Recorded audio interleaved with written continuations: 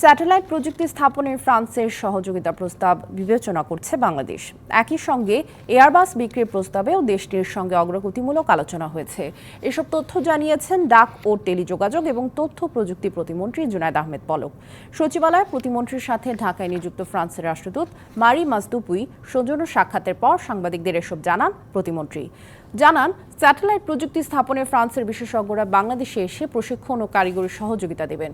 Cyber নিরাপত্তায়ও France সহযোগিতা করতে আগ্রহ প্রকাশ করেছে। অ্যানিমেশন চলচ্চিত্র বানাতেও সহযোগিতা করতে চায় দেশটি। ফ্রান্সের সাথে বাংলাদেশের সাইবার সিকিউরিটি নিয়ে কি কোলাবোরেশন হতে পারে সেটা নিয়ে কথা হয়েছে। পাশাপাশি আমাদের স্যাটেলাইটের কনস্ট্রাকশন, কিভাবে রাডার স্যাটেলাইট, কিভাবে অপটিক্যাল স্যাটেলাইট, ডিফেন্স স্যাটেলাইট, যেগুলোতে তারা আর কি সেরা, কখন কিভাবে করব সেটার একটা অ্যাকশন প্ল্যান, টাইম ফ্রেম, কার কি দায়িত্ব হবে, কিভাবে আমরা এটা আগাবো, সে বিষয়গুলো নিয়ে কথা হয়েছে।